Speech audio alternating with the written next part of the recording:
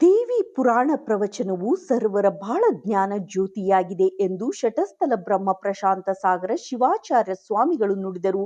ಅವರು ದಸರಾ ನವರಾತ್ರಿ ನಿಮಿತ್ತ ಕೂಡ್ಲಿಗಿ ಹಿರೇಮಠದ ಆವರಣದಲ್ಲಿ ಆಯೋಜಿಸಲಾಗಿದ್ದ 14ನೇ ವರ್ಷದ ದಸರಾ ಮಹೋತ್ಸವ ಶ್ರೀ ದೇವಿ ಪುರಾಣ ಪ್ರವಚನ ಕಾರ್ಯಕ್ರಮದಲ್ಲಿ ಸಾನ್ನಿಧ್ಯ ವಹಿಸಿ ಆಶೀರ್ವಚನ ನೀಡಿದರು. ನವರಾತ್ರೋತ್ಸವ ಸಂದರ್ಭದಲ್ಲಿನ ಸರ್ವರು ನಿತ್ಯ ಶ್ರೀ ದೇವಿ ಪುರಾಣ ಪ್ರವಚನವನ್ನು ಶ್ರದ್ಧಾ ಭಕ್ತಿಯಿಂದ ಆಲಿಸಬೇಕು.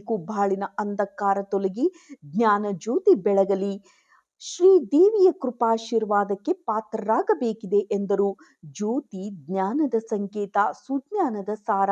ಶ್ರೀ ದೇವಿ ಪುರಾಣ ಆಲಿಸುವುದರಿಂದ ದೊರಕಲು ಸಾಧ್ಯ ಎಂದರು.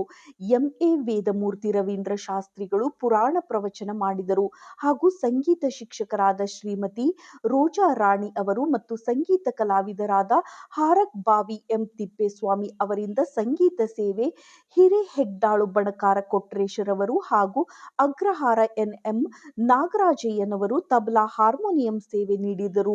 ಹಿರಿಯ ನಾಗರಿಕರು, ಮಹಿಳೆಯರು, ಮಕ್ಕಳಾದಿಯಾಗಿ ಯುವಕರು, ವೃದ್ಧರು, ಕೂಡ್ಲಿಗಿ ಹಿರೇಮಠದ ಸಿಬ್ಬಂದಿಯವರು ಹಾಗೂ ನೂರಾರು ಭಕ್ತರು ಪುರಾಣ ಪ್ರವಚನದಲ್ಲಿ ಭಾಗಿಯಾಗಿದ್ದರು. ವರದಿ ಅಮ್ಮನಕೇರಿ ತಿಪ್ಪೇಸ್ವಾಮಿ, ಕೂಡ್ಲಿಗಿ.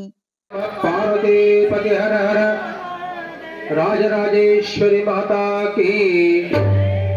ಆ ರೀತಿಯಾಗಿ ದೇವಿ ಎಲ್ಲ ಇಂದ್ರಾದಿ ಮೊದಲಾದ ದೇವತೆಗಳ ಪೂಜೆಯನ್ನು ಸ್ವೀಕರಿಸಿ ಸಂತುಷ್ಟಳಾಗಿ ಮಂದಹಾಸದಿಂದ ಆಶೀರ್ವಾದ ಮಾಡ್ತಾ ಇದ್ದಾಳೆ. ಯಾವುದೇ ಭಕ್ತನಾಗಿರಲಿ, ಸ್ತ್ರೀ ಇರಲಿ, ಪುರುಷನಿರಲಿ, ಯಾರಾದರೂ ಕೂಡ ಭೂಲೋಕದಲ್ಲಿ ನಮ್ಮ ದೇವಿಯ ಸ್ಮರಣೆ ಮಾತ್ರದಲ್ಲಿಯೇ ಆಕೆ ಒಲಿವಳು. ಆದರೆ ಅವಳ ಪೂಜೆ, ಅವಳ ಸಂತುಷ್ಟವನ್ನು ಮಾಡುವುದು ಭಕ್ತನ ಕರ್ತವ್ಯ. ನಾವಾದರೂ ಕೂಡ ನಿನ್ನೆ ಮೊನ್ನೆ ಇದಲ್ಲ, ಅನೇಕ ಯುಗಾಂತರವೂ ಕೂಡ ಅನೇಕ ರಾಜ ಮಹಾರಾಜರನ್ನ ಮೊದಲು ಮಾಡಿಕೊಂಡು, ಋಷಿಮುನಿಯ ಮೊದಲು ಮಾಡಿಕೊಂಡು ದೇವರಿಗೆ ಪೂಜೆಯನ್ನು ಸಲ್ಲಿಸುತ್ತಾರೆ. ಅಷ್ಟವಿಧೋಪಚಾರ, ಷೋಡೋಪಚಾರ ಅಂತ ಹೇಳಿ ನಮ್ಮ ಜನಕ್ಕೆ ಪೂಜೆಯಿಂದ ಬರುತ್ತೆ ಕುತ್ತಿಕ್ಕಿ.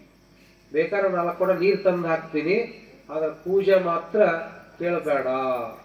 ನಮ್ಗೆ ಏನ್ ತಿಳ್ಕೊಂಡ್ರೆ ಪೂಜೆ ಯಾರು ಮಾಡೋದಂದ್ರೆ ಹೆಣ್ಮಕ್ಳೇ ಮಾಡಬೇಕು.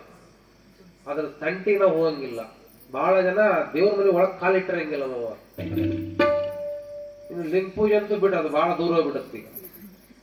ಕಟ್ಟೋರೆ ಬಹಳ ವಿಚಿತ್ರ ಆಗ್ಬಿಟ್ಟಾರ, ಊಟಕ್ಕೆ ಹಾಕೋರು ಬಹಳ ಜನ ಆಗ್ಬಿಟ್ಟಾರ.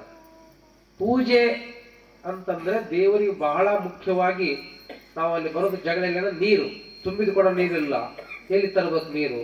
ನಾವೇ ತರಲಿ, ಅದು ತರಲಿ, ಇದು ತರಲ್ಲ ಅಂತೇಳಿ. ನೀರು ಇರೋದಕ್ಕಿಂತಲೂ ನೀ ಇರೋದು ಮುಖ್ಯ. ಆದ್ರೆ ನಾವೇ ಇರಂಗಿಲ್ಲ ಅಲ್ಲಿ. ಲಿಂಗ ಪೂಜೆ ತಗೋ, ಯಾವ ಪೂಜೆ ತಗೋ, ಹೆಣ್ಮಕ್ಳು ಒಪ್ಪಿಸ್ಬಿಟ್ಟಿರ್ತಾರ. ಇನ್ನು ಹೆಣ್ಮಕ್ಳು ಯಾವಾಗ ಮಾಡ್ತಾರಪ್ಪ ಅಂದ್ರೆ ಫಸ್ಟ್ ಇವ್ರು ದುಬ್ಬಾಕ್ ನೋಡ್ತಾರ. ಅವರು ಗಂಡನ ಹೊರಗೆ ದೊಬ್ಬಿ, ಮಕ್ಕಳನ್ನ ಹೊರಗೆ ದೊಬ್ಬಿ, 11 ಗಂಟೆ ಸೀರಿಯಲ್ ನೋಡಿ 12ಕ್ಕೆ ಅವಾಗ ಫ್ರೆಶ್ ರೆಡಿ ಆತಾರ ನಾವು. 1 ಗಂಟೆಗೆ ಸ್ವಲ್ಪ ಹಂಗ ನೀರು ಚಿಮ್ಮಿಸ್ತಾರ. ಯಾಕಂದ್ರೆ ನನಗೇನು ಗೊತ್ತು, ನೀ ಮಾಡೋ ಪೂಜೆ ನಾ ಏನ್ ಮಾಡ್ಲಿ? ಇವ್ರು ಮುದ್ದೆ ಕುತ್ಕೊಂಡು ದೇವ್ರು ಒದ್ದಾಡ್ತಾರ ನಾವು. ಅವ್ರು ಕಾಯ್ತಿರ್ತಾರೆ. ಗಂಡ ಬಂದು ಪೂಜೆ ಮಾಡ್ತಾರ, ಹೆಂಡತಿ ಬಂದು ಪೂಜೆ ಮಾಡ್ತಾರ, ಮಕ್ಕಳು ಬಂದು ಪೂಜೆ ಮಾಡ್ತಾರ. ಅವರ ಕಾಯಿ ಪರಿಸ್ಥಿತಿ ಬಂದ್ಬಿಟ್ಟತಿ. ಮನೆಯಲ್ಲಿಯೂ ಕೂಡ ಒಂದು ದೇವಸ್ಥಾನ ಅನ್ನೋ ರೀತಿಯಲ್ಲಿ ಸಣ್ಣ ಗೂಡಾದರೂ ಕೂಡ ಸೂರ್ಯನ ಕಿರಣಗಳು ಸ್ಪರ್ಶವಾಗುವ ಮುನ್ನ ದೇವರ ಮುಂದೆ ಜ್ಯೋತಿ ಬೆಳಗಿರಬೇಕು. ಅಂದಾಗ ಲಕ್ಷ್ಮಿ ತಾನಾಗಿ ಕುಣಿದು ಬರ್ತಾಳಂತ ಮನೆಗೆ. ನಮಗ್ ಹಂಗಲ್ಲ, ಸೂರ್ಯನೇ ಬಂದು ಎಬ್ಬಿಸ್ಬೇಕು. ಎದ್ದೇಳಪ್ಪೋ ಯಪ್ಪ, ಎದ್ದೇಳಪ್ಪ ಯಪ್ಪ ಅಂತ ಆ ಲೆವೆಲ್ ಬಂದಿವಿ. ಯಾರೇ ಆಗಿದ್ರು ಕೂಡ ಪೂಜೆ ಹೇಗೆ ಮಾಡಬೇಕು ಅನ್ನೋದನ್ನ ನಾಳೆ ದಿವಸ ನಾವೆಲ್ಲರೂ ತಿಳ್ಕೊಳ್ಳೋಣ ಅಂತಕ್ಕಂಥ ವಿಚಾರವನ್ನ ಹೇಳ್ತಾ ಇವತ್ತಿನ ಪುರಾಣದ ವಿಷಯಕ್ಕೆ ವಿರಾಮವನ್ನು ಕೊಡ್ತಾ ಇದ್ದೇವೆ. ಸಾಂಬದೇ ನಮಃ ಪಾರ್ವತಿ ಪತಿ ಹರ ಮಹಾದೇವ್.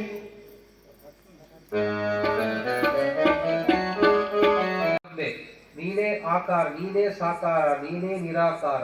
ನಿನ್ನಿಂದಲೇ ಈ ಜಗತ್ತು, ನಿನ್ನಿಂದಲೇ ಈ ಪಂಚ ಮಹಾಭೂತಗಳು, ಇಲ್ಲಿರುವ ಎಲ್ಲ ಮಹಾಭೂತಗಳು ನೀನೇ ಒಡೆಯುತ್ತಾಯಿ ಅಂತೇಳಿ ನಿರಾಡಂಬರ ಭಾವದಿಂದ ಸಮರ್ಪಣೆಯನ್ನು ಮಾಡ್ತಾ ಇದ್ದಾರೆ. ಪೂಜೆ ಮಾಡುವಾಗ ಏಕಾಂತದಲ್ಲಿದ್ದಾಗ ಸಾಕ್ಷಾತ್ ದೇವಿಯ ಸ್ಮರಣೆಯನ್ನು ನಾವು ಮಾಡ್ಕೋಬೇಕು. ಪ್ರತಿನಿತ್ಯ 1 ಬಾರಿ ಆದರೂ ಕೂಡ ದೇವಿಯ ಮುಖಾರವಿಂದವನ್ನ ನಮ್ಮ ಮನಸ್ಸಿಗೆ ಬಂದು ಹೋದರೆ ಸಾಕು, ದೇವಿ ಅಲ್ಲೇ ಅಡಗಿರ್ತಾಳೆ. ದೇವಿ ಎಲ್ಲಿದ್ದಾಳೆ ಅಂತ ಹೇಳಿದ್ರೆ, ಈಗ ದೇವಿ ಪುರಾಣ ಓದ್ತಾಳ ಮಾತೆಯರು. ಆ ಮಾತೆಯ ಕಂಠದಲ್ಲಿ ಬರ್ತಿರಬೇಕಾದಾಗ ದೇವಿ ಒಂದು ಕ್ಷಣ ಬಂದು ಹೋಗಿಬಿಟ್ಟಿರ್ತಾಳೆ. ಅದುವೇ ಪರಾಕಾಷ್ಠೆ, ಭಕ್ತಿಯ ಪರಾಕಾಷ್ಠೆ ಅಂತ ಕರಿತೀವಿ. ಹಾಗೆ ಭಕ್ತಿ ಪರಾಕಾಷ್ಠೆಯಿಂದ ಎಲ್ಲರೂ ಕೂಡ ದೇವಿಯ ನಾಮಸ್ಮರಣೆಯನ್ನು ಮಾಡಿದಾಗ ದೇವಿ ಸಂತುಷ್ಟಳಾದಾಗ ಮತ್ತೆ ಕೇಳ್ತಾ ಇದ್ದಾಳೆ, ಹರಿಹರ ಬ್ರಹ್ಮಾದಿಗಳಿರ ಎಲ್ಲ ಬ್ರಹ್ಮಾಂಡದ ಪರಿಪಾಲನೆ ನೀವು ಮಾಡಬೇಕು, ವರ ಕೊಡುವುದು ನನ್ನ ಧರ್ಮ, ಏನಾದರೂ ಬೇಡಿಕೊಳ್ಳಿ ಅಂತ ಕೇಳಿದಾಗ ಇಂದ್ರ ಮೊದಲಾದ ಹರಿಹರ ಬ್ರಹ್ಮಾದಿಗಳ ಅಮ್ಮ ತಾಯಿ, ನಿಮ್ಮ ದರ್ಶನ ಮಾತ್ರವೇ ನಮ್ಮ ಜೀವ ಧನ್ಯವಾಗುವುದು, ಈ ಲೋಕವಲ್ಲ 14 Thank you.